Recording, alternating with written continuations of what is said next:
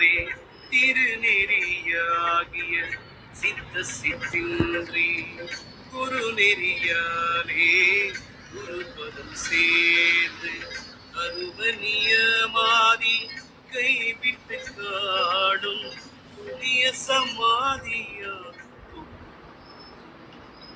அனைவருக்கும் இனிய காலை வணக்கங்கள்.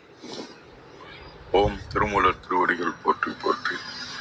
திருமந்திரத்துல 4ஆம் தந்திரத்துல 6வது அத்தியாயமாக வைரவி மந்திரத்துல 1108வது மந்திரம்,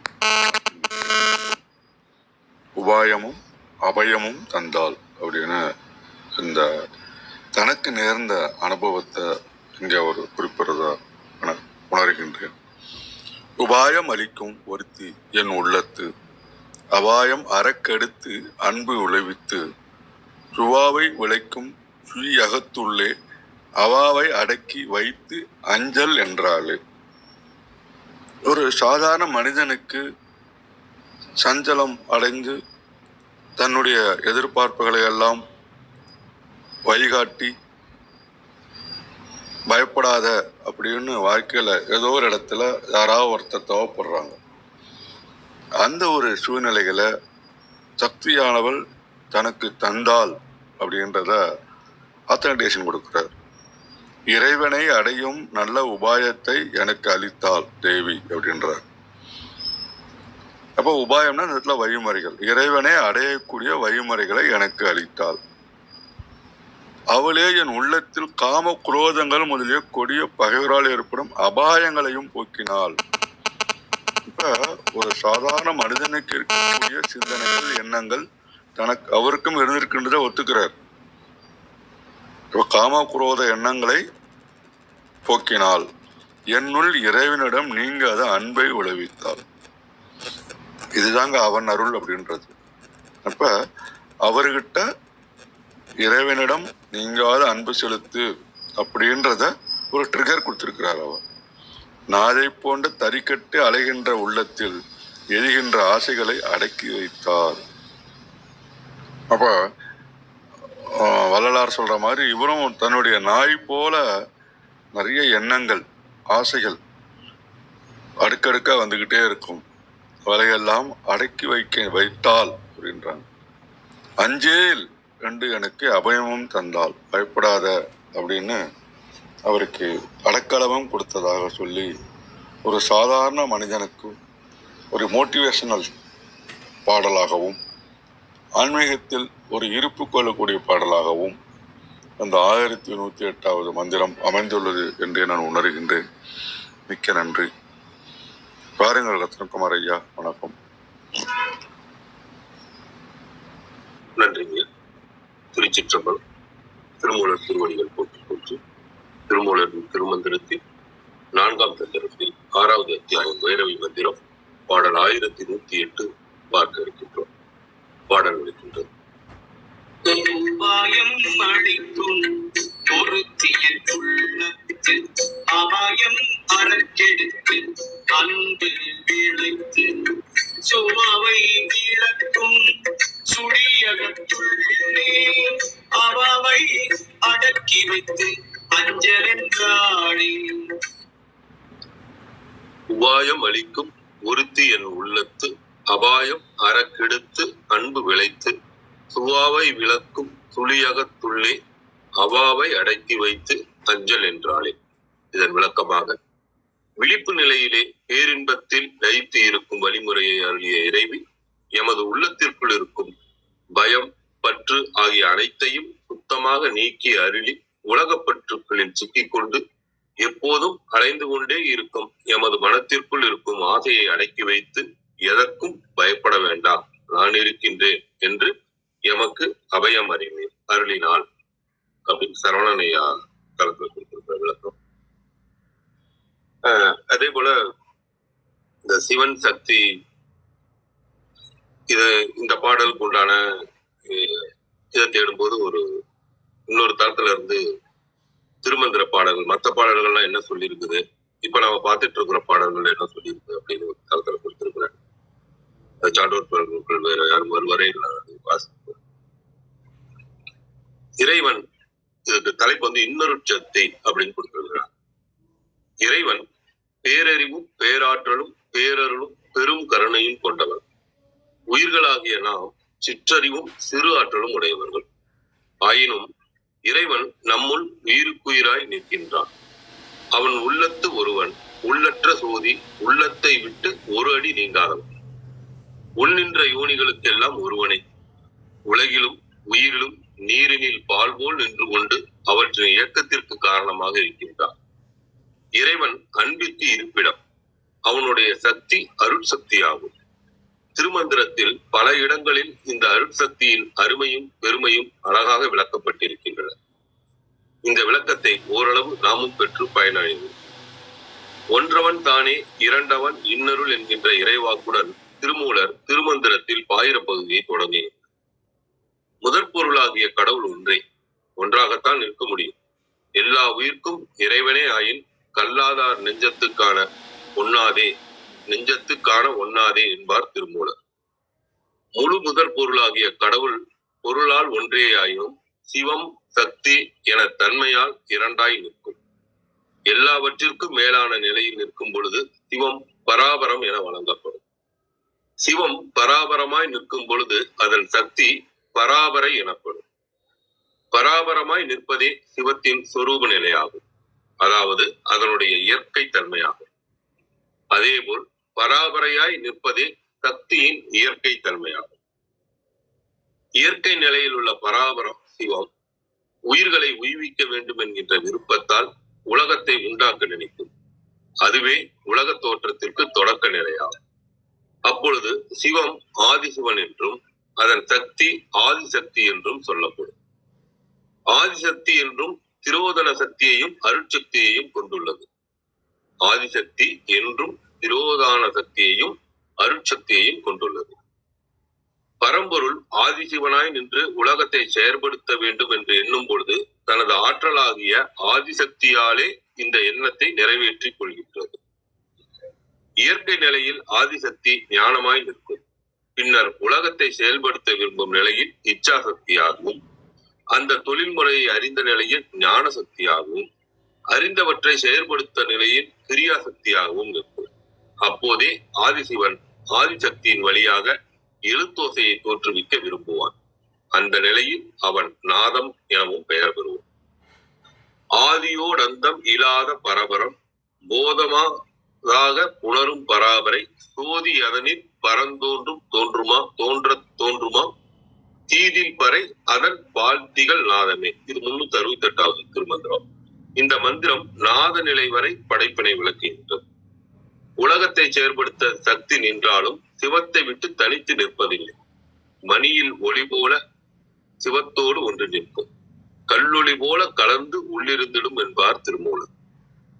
சிவத்துடன் தொடர்ந்து நிற்கும் சக்தி பல நிலைகளில் நின்று பின்னர் சதாசிவன், மகேஸ்வரன், ருத்திரன், திருமால், அயன் முதலிய ஐவருக்கும் பிருதினி முதலான ஐம்பூதங்களுக்கும் சார்பிடமாக துணைவியாக தலைமை பொருளாக நிற்பார். தூரத்து சோதி தொடர்ந்ததொரு சக்தியாய் ஆர்வத்து நாதம் அணைந்ததொரு இந்துவாய் பாரச் சதாசிவம் பார்முதல் ஐந்துக்கும் சார்வத்து சக்தியோ சார்த்துமா வாமே.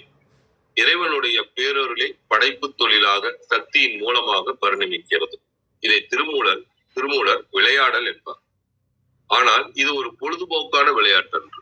மாணிக்க வாசகர் இதையே காத்தும் படைத்தும் கறந்தும் விளையாடி என்பார். இந்த விளையாடல் எண்ணிலா உயிர்களுக்கும் எண்ணிலா பயனை விளைவிப்பதாகும்.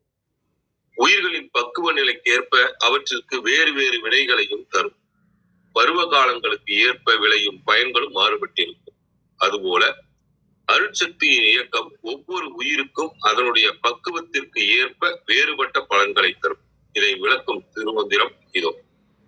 ஒருவன் ஒருத்தி விளையாடல் உற்றார் இருவர் விளையாட்டு எல்லாம் விளைக்கும். பருவங்கள் தோறும் பயன்பளவான திருவொன்று செய்கை செகமுற்று மாமி. 383வது திருமந்திரம். கருணையுள்ளம் படைத்த சிவசக்தியே சதாசிவமாக நின்று படைப்பு போன்று ஐந்தொழில்களை செய்வார். மங்கள பொருளாக விளங்குவார். பிரணவஸ்வரூபியாக நிற்பார். வேத பொருளாகவும் பூரணமாகவும் திரோதன சக்தியாகவும் சாத்திர ஞானம், அனுபவ ஞானம் போன்றவற்றை பெற்றவளாகவும் விளங்குவார். வாரணி கொங்கை மனோன்மணி மங்களி காரணி காரியமாக கலந்தவள் வாரணி ஆரணி வானவர் மோகினி பூரணி போதாதி போதமும் ஆமே. இது 389வது திருமந்திரம். இறைவனுடைய திருவருளே சக்தியாக உலகெங்கும் பரவி உயிருக்குயிராய் நின்று உயிருக்கு அறிவையும் ஆற்றலையும் அளித்து படிப்படியாக உயிர்களை பக்குவமடைய செய்து வீட்டு பெற்றனையும் வழங்கும். என்னே இந்த விளையாட்டின் அருமை, என்னே இந்த அருட்சக்தியின் பெருமை. உலகில் பிறந்த எல்லா ஜீவராசிகளும் உயர்ந்து உயர்ந்து ஒப்பற்ற நன்மையை பெறுவதே அம்மையினுடைய குறிக்கோளாக இருக்கின்றது அல்லவா? இதனை நாம் உணர்ந்து கொள்ள வேண்டாமா?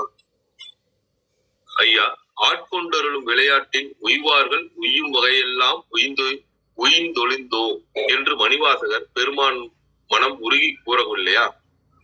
அருளுக்கு இருப்பிடமான சக்தி மனத்திற்கும் வாக்கிற்கும் பொறிகளுக்கும் புலன்களுக்கும் அப்பாற்பட்டது.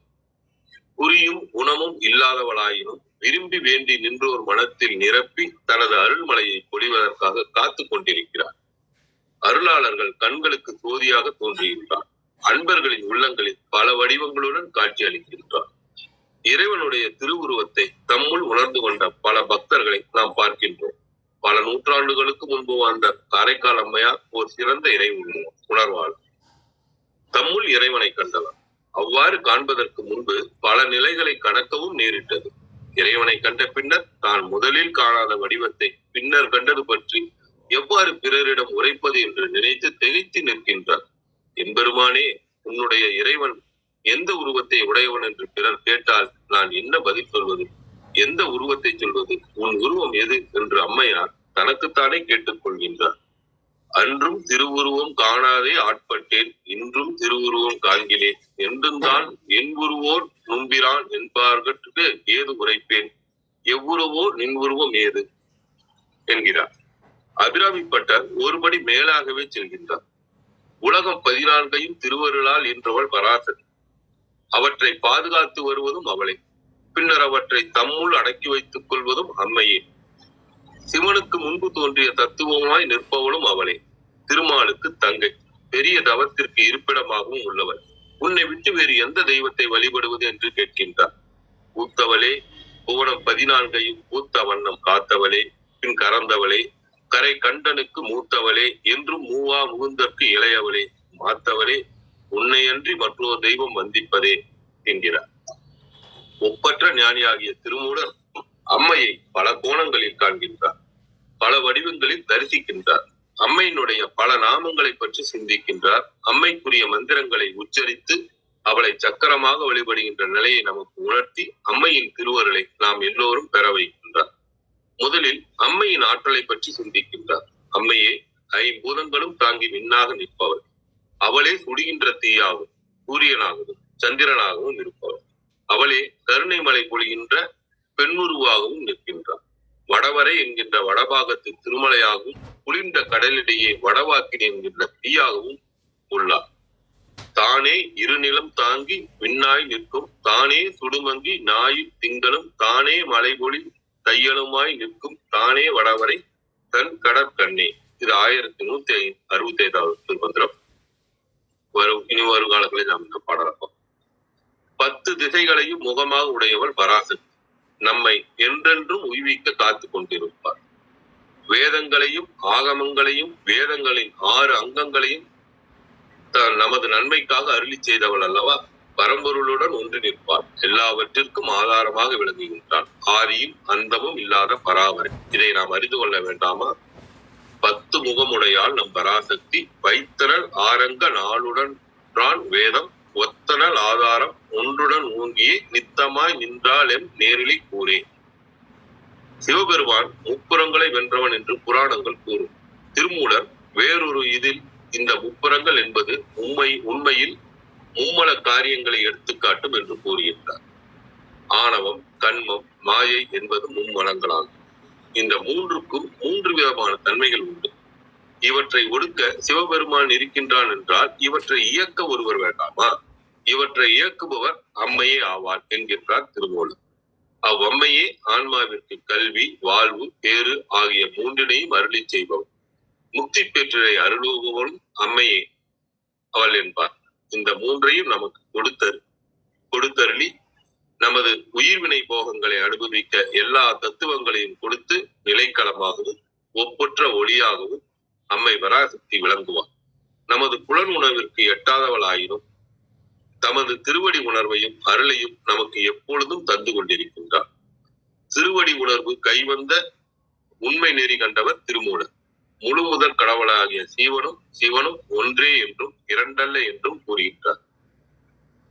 சிவபெருமான் எங்கெல்லாம் உள்ளனோ அங்கெல்லாம் தையல் மாதேவி ஆகிற பராசக்தி அவனை விட்டு பிரியாது நிற்பார். உடல் எங்கு உள்ளதோ அங்கு உயிருக்கு உயிராகி காவலனாக நிற்பார். ஆகாயம் எங்கெல்லாம் உள்ளதோ அங்கெல்லாம் அதற்கு அப்பாலும் பரவெளியிலும் திகழ்வார். வராசக்தி என்றும் மாசக்தி என்றும் அவள் பெயருடையவள். உலகுக்கும் உடலுக்கும் உயிருக்கும் ஆதாரமாக நிற்கக்கூடிய சக்தி உடையவள். உண்மை உணர்வு வடிவமாக இருப்பவளும் அவளே. ஊழிதோறும் ஆறு உயிர்களை காக்கும் ஆற்றல் உடையவளும் அவளே. தானன் புலனங் குழல் தையல் மாதேவி ஊனங்குளது அங்குலன் உயிர்காவலன் வானங்குளது அங்குல அமர்ந்த மாருதம் ஊனெங்கும் நின்று குறிபல பாரே. 1055வது திருமந்திரம். பராசக்தி மாசக்தி பல்வகையாலும் தராசக்தியாய் நின்ற தன்மை உணரா உராசக்தி ஊழிகள் தோறும் உடனே புராசக்தி புண்ணியமாகி போகமே. 1056வது திருமந்திரம். அம்மையின் திருவருளாற்றலை அறியாத தேவர்களும் இலர். அந்த திருவருள் துணையின்றி சீரிய தவங்களை செய்தலும் இயலாது. அவளுடைய துணையின்றி படைத்தல் போன்ற 5 தொழில்களை செய்வதற்கு 5 கடவுள்களும் முயன்றாலும் இயலாது.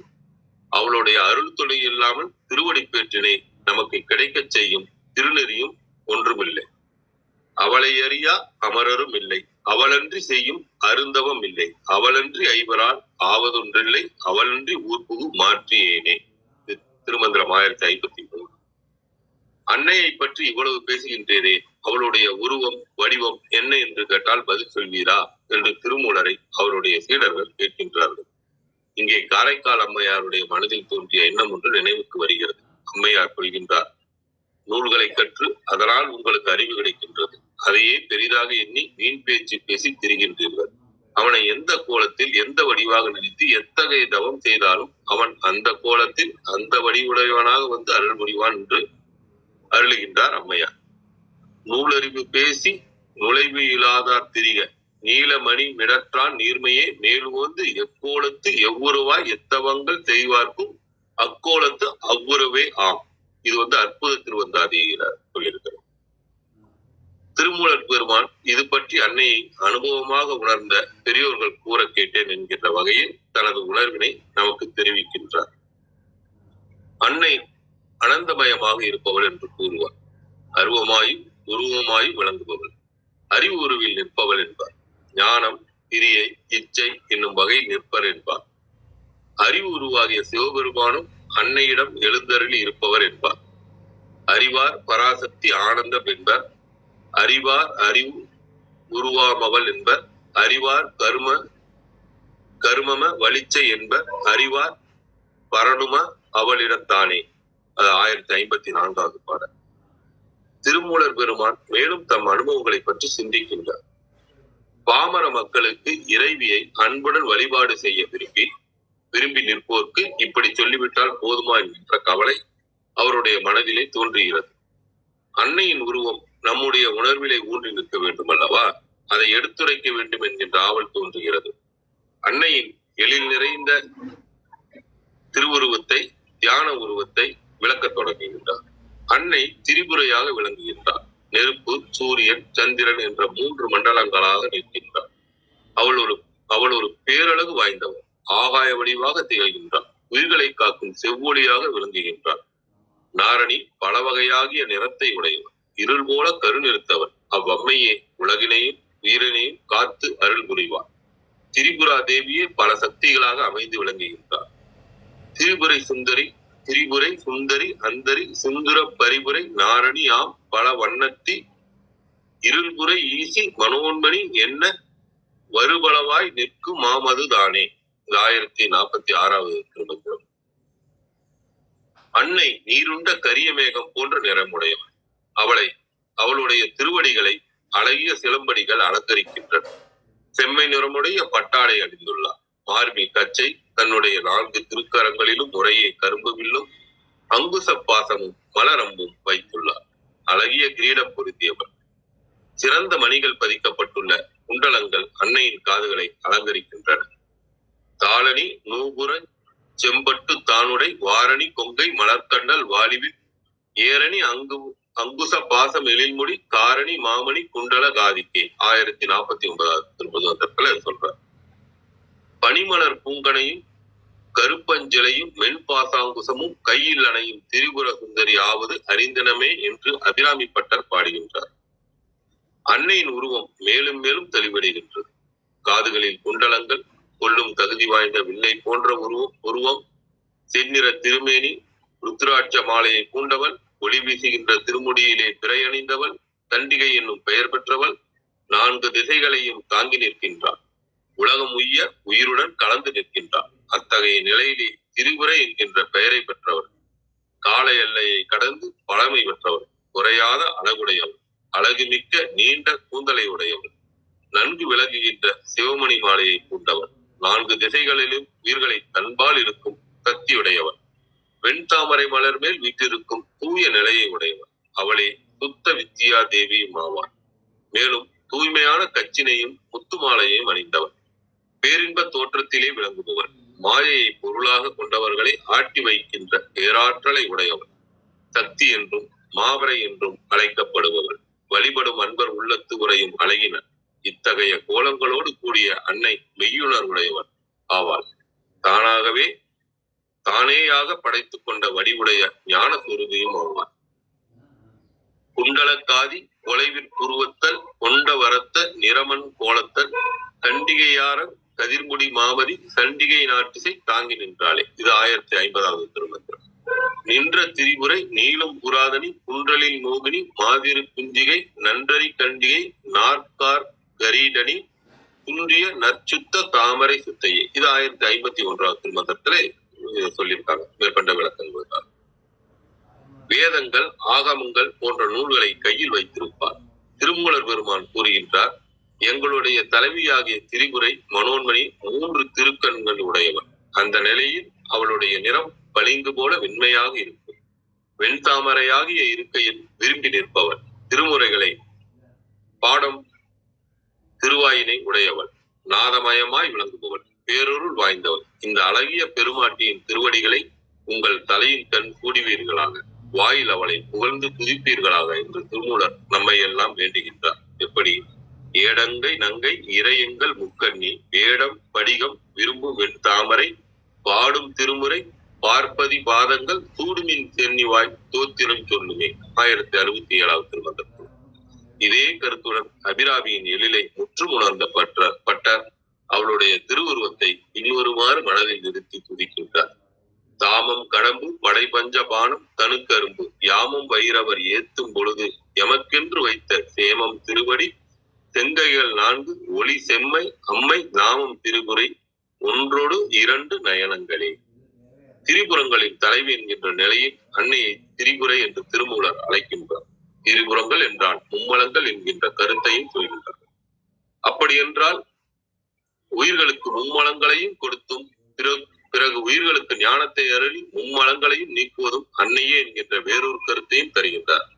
அந்த திரிபுரையை சுந்தரி என்றும், அந்தரி என்றும், நாரணி என்றும், மனோன்மணி என்றும், அபிராமி என்றும், அகோசரி என்றும், சண்டிகை என்றும், மோகினி என்றும், மாதேவி என்றும், பராசக்தி என்றும், மாசக்தி என்றும், மங்களி என்றும், ஆனந்த சுந்தரி என்றும், முக்கண்ணி என்றும், ஓங்காரி என்றும் திருமூலரால் அழைக்கப்படுகின்றார். அன்னைக்கு இன்னும் எத்தனை நாமங்களும் உண்டோ. அன்னையின் புகழை நினைக்க வேண்டும் என்றால் அன்னையின் நாமத்தை எத்தனை முறை நான் சொல்லி இருப்பேன் என்று அபிராமி பட்டர் சொல்லவில்லையா? கண்ணியது உன் புகழ், கற்பது உன்னாமம் என்று பட்டர் பாடுகின்றார். பக்தர்களுக்கு அன்னையினுடைய திருநாமங்களை அடிக்கடி சொல்வதில் ஒரு அலாதி இன்பம் ஏற்படும். அந்த இன்பத்தில் திளைத்தவர் அபிராமி பட்டர்.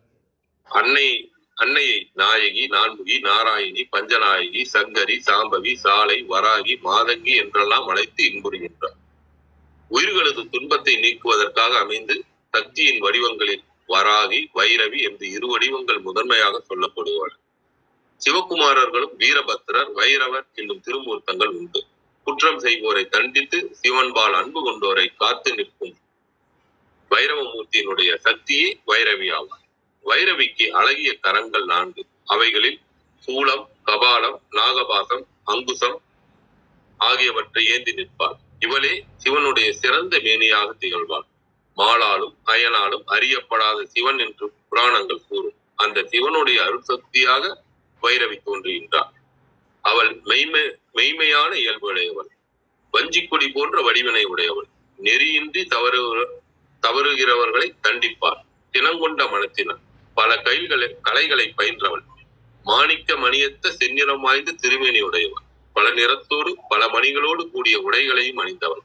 மேலும் அவள் பல வைரங்களை இழைத்த கோடி சந்திரன் போல அழகிய முடியை அணிந்தவள், பேர் பெற்ற ரத்தின குண்டலத்தை அணிந்த காவினை உடையவள், மான் போன்று மருண்டு பார்க்கும் பார்வையை உடையவள், சூரியனையும் சந்திரனையும் கண்களாக கொண்டவள், பொன்னால் ஆகிய மணி போலும் நெருப்பு கண்ணை உடையவள். இதற்கான பாடல 1081 83 திருமந்திரம் வரைக்கும் இருக்கிற 3 திருமந்திரத்தையும் கொடுத்து இந்த விளக்கத்தை கொடுத்திருக்கிறார். அன்பும் அருளும் தன்னுள் கொண்ட அன்னையை போற்றியும் புகழ்ந்தும் வணங்கி வழிபடுவதே முதல் தொழில் என்று எப்போதும் நினைத்து வாழ வேண்டும் என்கின்றார் திருமூலர் பெருமான். எனவே தோத்திரம் செய்து தொழுது துணையடி வாய்த்திட ஏத்தி வழிபடும் என்கின்றார் திருமூலர். தவத்தின் தலைவியை மனோன்மணி மங்கையை மெதுவாக நின்று தோத்திரம் செய்து வழிபடுங்கள். அவ்வாறு வழிபட்டால் பிறவியும் பிறவியை சார்ந்த பலன்களும் தீமைகளும் உங்களை சாராது அகன்று விடுமே.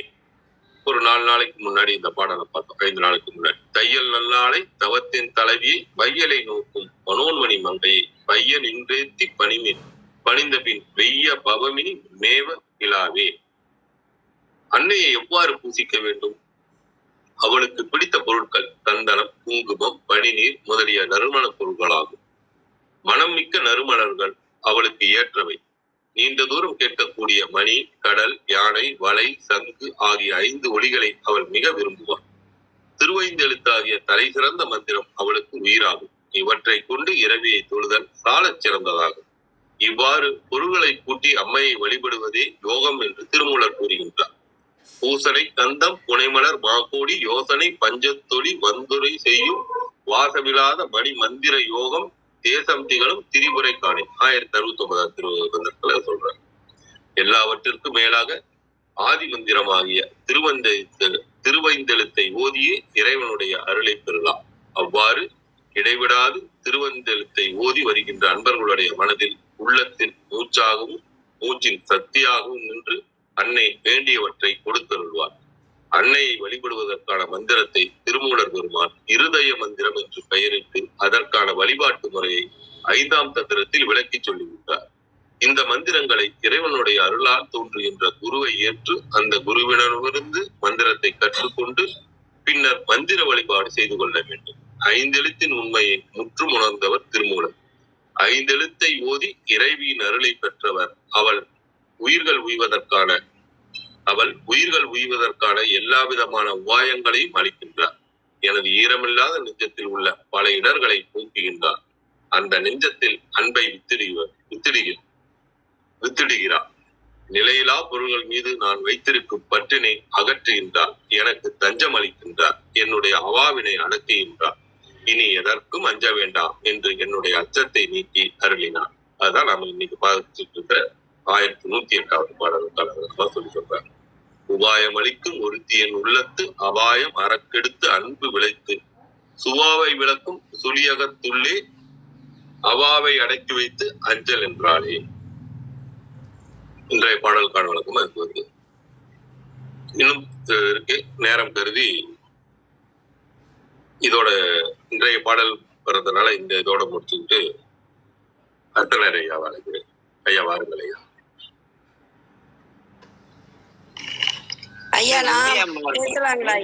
விந்தியாமா இருக்கிறது கவனிக்கல. விந்தியாமா நீங்க வாங்கம்மா, வந்துட்டு அதுக்கப்புறம் ஐயா. அனைவருக்கும் வணக்கம். ஓம் சிவசக்தி போற்றி, ஓம் திருமூலரே போற்றி, 1108வது திருமந்திரம்.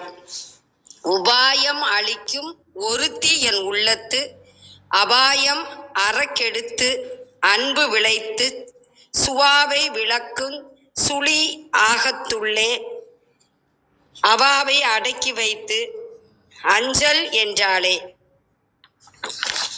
உபாயம் என்றால் வழி, அறக்கெடுத்து அடியோடு நீக்கி, சுவா என்பதனுடைய பொருள் நாய், சுழியகம் அதனுடைய பொருள் புருவ நடுவு, அவா என்றால் ஆசை. பிறவி துயர்கட பேரின்ப நிலை அடையும் வழி அருளும் ஒருத்தியாகிய அன்னை மனோன்மணி, காமம் குரோதம் முதலான பகைவர்களால் வரும் ஆபத்தை போக்கி என்னுள்ளம் அன்புமயமாக நாய் போல அலைந்து திரிகின்ற மனத்தை சுழு முனையின் உள்ளே நிலைத்திருக்க செய்து, ஆசைகளை விட்டொழிக்க செய்து, கவலைப்படாதே என்று காத்தருள் செய்தாள் அம்பிகை என்பதை உணர்ந்து நமக்கு திருமந்திர பாடலாக அளித்துள்ளார். ஆருயிர் அனைத்திற்கும் உய்யும் வழிவகைகளை அருளி செய்யும் ஒப்பில்லாத முழு முதல்வி எளியனுடைய ஈரமில் நெஞ்சகத்து இடர் அனைத்தும், இடர் என்றால் துன்பம், துன்பம் அனைத்தும் இல்லாமல் நீக்கி அருளின் வித்தாகிய ஆண்டவன் அன்பினை விளைவித்து நாயனைய மனத்தை விளக்குவதாகிய சுழியகம் எனப்படும். புருவ நடுவாகிய நனவு நிலைக்களத்து நிலையிலா பொருள்களிலும் பிறர் உடைமைகளிலும் செல்லும் பற்றாகிய அவாவை அடக்கி வைத்து அஞ்சாதே என்று அருளினள். சுவாவை இதனுடைய பொருள் மனத்தை, சுழியகம் சக்கரம், ஆதார சக்கரம். இதற்கு சற்று இணையான பாடல் அபிராமி பட்டர் எழுதிய அபிராமி அந்தாதி 95வது பாடல்.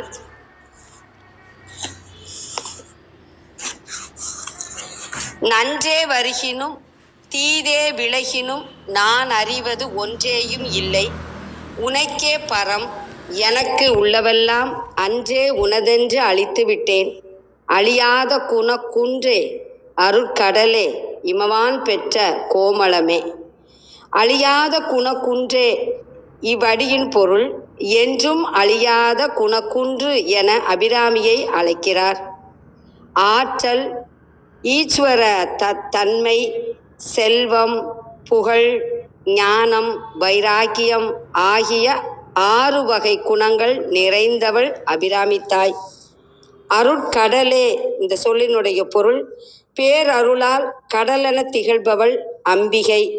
கடல் போல் வற்றாத எல்லையற்ற ஆழங்காண இயலாத பெருங்கருணை கொண்டிருப்பதால் அம்பிகையை அருட்கடல் என்றார் அபிராமி பட்டர்.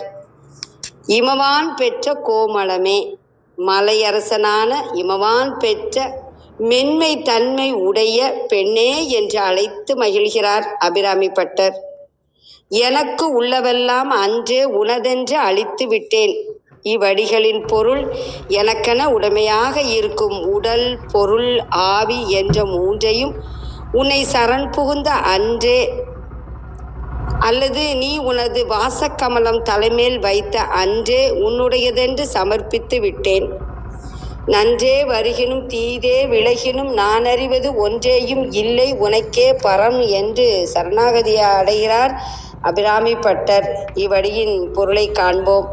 உன்னிடத்தில் அனைத்தையும் அழித்து விட்டதால் என்னை நாடி நல்லனவே வந்தாலும் தீயனவே விளைந்தாலும் அவை குறித்து அடியேன் ஏதும் நினைப்பது இல்லை, அவை நின் செயலே ஆகும் என்கிறார். தீதும் நன்றும் பிறர் தர வாரா எனினும் அடியார் அனைத்தையும் இறைவனிடம் விட்டு விடுவதால் அனைத்துக்கும் அவனே பொறுப்பாகிறான். நன்மை ஏற்பட்டால் அது இறைவனின் கருணையால் வந்தது என்றும், தீமை நேர்ந்தால் அது தம்முடைய முன்வினையால் விளைந்தது என்றும் கருதுவது அடியார் இயல்பு. அவ்வகையில் அபிராமி பட்டர் நன்றே வருகினும் தீதே விலகினும் என்றார். மனப்பக்குவத்தால் நன்மை தீமைகளை சமமென கருதும் நிலையை இரு வினை ஒப்பு என்பர் சித்தாந்த சான்றோர்கள். எல்லாம் விடுத்து என்னையே சரண் புகுக, அனைத்து இடர்களிலிருந்தும் விடுவிப்பது என் பொறுப்பு என்கிறார் கீதையில் கண்ணன். நன்றை வந்தாலும் தீதை விளைந்தாலும் அவற்றுக்கு காரணமானவன் நான் அல்ல, அனைத்துக்கும் நீயே பொறுப்பு என்பதை உணர்த்த உனக்கே பரம் என்றார். எதற்கும் கவலையற்று இருப்பவரை பரபிரம்மே என்று இருக்கிறார் என்று கூறுவது உண்டு. அவ்வகையில் பொருள் தருவதே உனக்கே பரம் என்ற சொற்றொடர். அன்றே என்றன் ஆவியும் உடலும் உடைமை எல்லாமும் குன்றே அணையாய் என்னை ஆட்கொண்ட போதே கொண்டிலையோ, இன்று ஓர் இடையூறு எனக்கு உண்டோ, என் தோள் முக்கண் எம்மானே, நன்றே செய்வாய் பிழை செய்வாய் நானோ இதற்கு நாயகமே. அந்தாதியின் இப்பாடல் மேற்கண்ட திருவாசக பாடலை கருத்தாலும் அமைப்பாலும் ஒத்திருக்கிறது. இல்லது முள்ளது நீ அறிவாய் உலகே வினைதான், வல்லது செய்யினும் மற்றது நீ உன் மனம் பொறுத்து, நல்லது செய்வது உனக்கே புகழ், தொண்டன் நான் உன் சித்தம் அல்லது பின்னை அறியேன், உரைத்தது என்ன ஆவதே உலகம்மை கலித்துறை அந்தாதி. என்றன் உடல் பொருள் யாவுமே நீ என இருப்போருக்கு இறங்காவிடில் என்னையும் நகைத்து உன்னையும் நகைப்பதற்கு இடன் அல்லவோ. சுவாமி மலை நவரத்தன மாலை. இறைவன் கடல், பக்தன் அலை. கடலின் செயலும் அலையின் செயலும் வெவ்வேறு அன்று. தாயின் அணைப்பில் கவலையற்று உறங்கும் சேப்போல் பக்தன் சரணாகதியில் இன்பம் காண்கிறான் என்கிறார் சுவாமி சித்பவானந்தர்.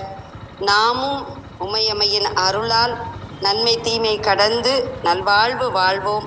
அனைவருக்கும் வழிகாட்டுவோம். நன்றி, வணக்கம். சிவசிவ. திருச்சிற்றம்பலம். நன்றி நன்றி. இப்ப நான் வாசித்த அந்த லிங்க் வந்து கமெண்ட்ல கொடுத்துருக்கேன். தேவைப்படுவர்கள் இன்னும் மீதி இருக்கிற இன்னும் கொஞ்சம் இருக்கிறதையும் எனக்கு பார்த்துக்கலாம், சொல்லி கொடுக்கலாம். வேறு எதுவும் கேள்விகள் இருந்தால் கேட்கும் தளத்தை இருக்கலாம், இல்லைன்னா நம்ம கத்தனை கேட்டுக்கலாம்.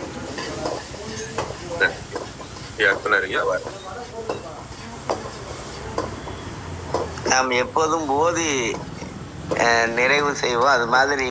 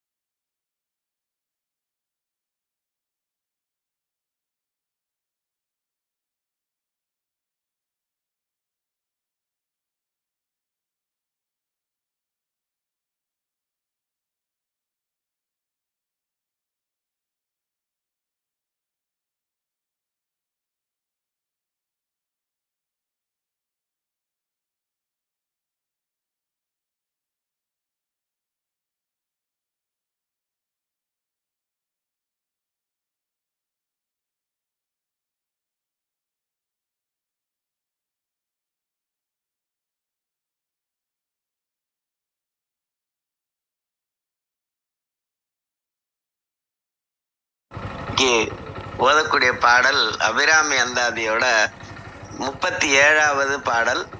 36வது பாடல் அம்புயாதனத்து அம்பிகையே அப்படின்னு முடிஞ்சது. இன்னைக்கு 37வது பாடல். கைக்கே அணிவது கண்ணலும் பூவும் கமலமன்ன மெய்க்கே அணிவது வெண்முத்து மாலையும் கைக்கே அணிவது கண்ணலும் பூவும் கமலமன்ன மெய்க்கே அணிவது வெண்முத்து மாலையும் விடாரவின் பைக்கே அணிவது பன்மணி கோவையும் பட்டும் விடாரவின் பைக்கே அணிவது பன்மணி கோவையும் பட்டும் எட்டு எட்டு திக்கே அணியும் திருவுடையானிடம் சேர்பவளே. கைக்கே அணிவது கண்ணலும் பூவும் கமலமன்ன மெய்க்கே அணிவது வெண்முத்து மாலையும் விடாரவின் பைக்கே அணிவது பன்மணி கோவையும் பட்டும் எட்டு திக்கே அணியும் திருவுடையானிடம் சேர்பவளே. சிவா திருச்சிற்றம்பலம். நன்றி. நன்றி. நேரம் கருதி நிறைவு. திருமந்திரம் கேட்க ஓத பயில அறிவில் உணர்வில் தூய்மையும் ஆன்ம உணர்வும் துணிவும் சஞ்சலம் சங்கடமற்ற வாழ்க்கையும் சிவன் மீது உண்மையான உணர்வு பெறுதலும் கிட்டும். யாம் பெற்ற இன்பம் பெருக இவ்வையகம் என்ற கருத்திற்கேற்ப வந்திருந்து கருத்துக்களை பகிர்ந்து கொண்ட சான்றோர்களுக்கும் மெய்யன்பர்களுக்கும் மிக்க நன்றி. தளம் நிறைவடைகிறது. மீண்டும் நாளை காலை 6:30 மணிக்கு கேள்வி ஞானம் நிகழ்வில் சந்திப்போம். 5, 4, 3, 2, 1.